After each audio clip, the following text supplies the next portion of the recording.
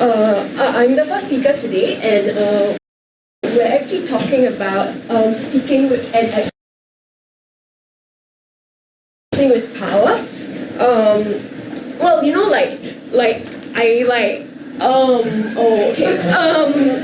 sorry guys. So today we're talking about speaking and acting with power, and I know that all of us deal with this every day, and you know, it's something that sometimes we kind of get lost, we don't know where our slides are, like my slide is here for example. Yeah, and Stop, Bao. you know, like... Stop. It doesn't work this way. Your appearance, your gestures, and obvious lack of preparation, everything plays against you. But it's not about Bao. It's all about us. Every day, we have a lot of conversations with our professors, with our friends, with our classmates. And we easily may find ourselves in a situation when we unintentionally lose our power. So today we would like to focus on communication skills that will allow you to gain your power intentionally and to avoid a situation when you lose your power accidentally. And these communication skills are acting and speaking with power. So in the first part of our presentation, we would like to talk about acting with power, doing, for example, a presentation at work. Then we would like to move on speaking with power, because sometimes there is no opportunity to act with power. For example, on a phone interview, the only opportunity to communicate your power is to speak with power. So now let's come back to the beginning of our presentation, and let's look what mistakes Bao did and how she could do it differently. Right. So obviously Bao knows to do this a lot better than she did today. But she did a few mistakes that we're going to go through today, just to give you an example of what you can do to make it better. So the first seconds, how did she appear? What is the first impression you have from your appearance? Acting with power means appearing powerful, having status in the room. And the way she looked was just not appropriate for this audience. There are studies that show that when you have a proper dress, when you have a suit, when you have a uniform, something that attributes status to you, people will perceive you as powerful. And Bao didn't do that. The second thing that Bao did is she didn't look very prepared. It was very obvious that she kind of had to look for her notes. She had to cling on to the facts that she had on the paper. She even was pointing to us and kind of looking for help. And when you act with power, you're on your own. People will perceive you as the person who is in charge and who knows what to do. And you don't look for excuses. One very important thing about acting with power is don't apologize, don't be sorry, don't be sad. In case of doubt, it's better to come across as aggressive than coming across as sad. And the last point is her gestures, her postures. We've heard a lot about that today, but just a few key points. Where did she stand in the room? Here with her nose. She was hiding. Where you want to be is, you want to be on the stage, you want to occupy the stage. You want to have some presence.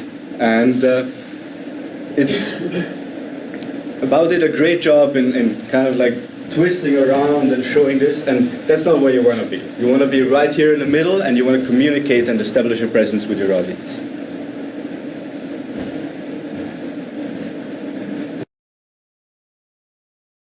With that, I'd like to invite Fey and Svetlana to the stage to show us another example about how to speak with power.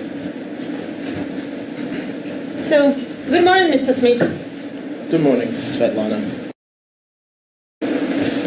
So, Svetlana, what do you think is great about working at Google? Oh yeah, you know, before I entered Stanford Business School, I worked in McKinsey, and we had a I great... worked there too. I was in the South Africa office. Oh, really? Oh, this is great. I'm sorry, Mr. Smith, may I continue? So we had a great project with Google, and I realized that this is a great company. And I like its corporate culture.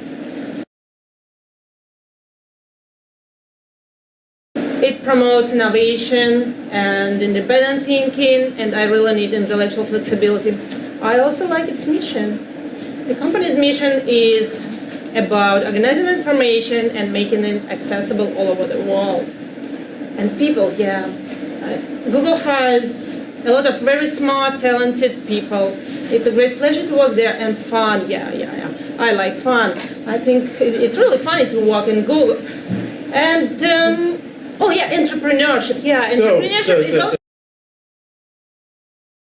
great. What would you say your greatest strengths are? Yeah, I think I'm a proactive person. I always try to go beyond my direct responsibilities and add value to any task that I do and exceed the expectations. I'm also a very supportive person, and It's not the way you do an interview. When you do an interview, you want to be the center of attention. When you want to speak with power, be it if you want to be William, who wants people to remember where he is when you're doing a presentation, or you are Jason, who's a regular speaker here at the GSB, or you're like JD, who is the inspirational teacher for all of us. You want to speak with power. And today I'm going to introduce to everyone 3 different ways to speak with power. Firstly, interruptions. What could be now a hand there, and I could take that question, but what is better would be for me to say, let me continue with what I have to say. The good thing about doing that is, 1, that you keep your audience focused on you and what your train of thoughts are. 2, you make sure that they are not distracted by any questions that come up. And 3, you maintain control. You keep control of what the scene is like and where the conversation is going. The second, have the list of 3. Not 1, not 2, but 3. Now, having 3 clear and concise points help people know what they want to take away from your talk. Secondly, it helps you remember what you have to say.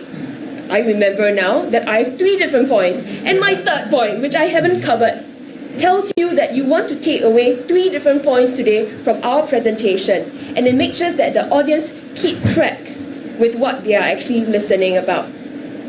The last point, you want to have contrasting points.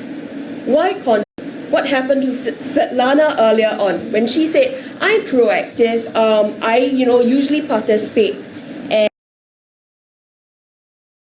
and I make sure that everyone is involved. Now that's all of us, I'm pretty sure, given you guys are GSB students. But what could be better would be for you to say, I had a colleague once who never took the initiative, but rather I decided that I wanted to do this or that instead. Hence, what could have been a really good interview was ruined because she allowed interruptions, because she did not have 3 clear and concise points, and she did not use the power of contrast. Now, what could be for everyone here is for you to take control, for you to be clear and concise in your points, and finally, to use the power of contrast that could make you all the better speakers that we all aim to be. I will now pass on to Fey to give you all clear and concise, concrete actions to take to reach this goal. So we have seen how not to act and speak with power. And we have told you how to act and speak with power. Why does this matter to you? The answer lies in each and every one of your calendars. You have job interviews, you have presentations, and you have networking events. Acting and speaking with power at a job interview will allow you to communicate your expertise and core competencies excellently, landing you that dream job. At a presentation, acting and speaking with power will allow you to be more persuasive, really driving home those final points. And at networking events, imagine you're in a room full of hundreds of people, everyone looking to stand out. How do you do that?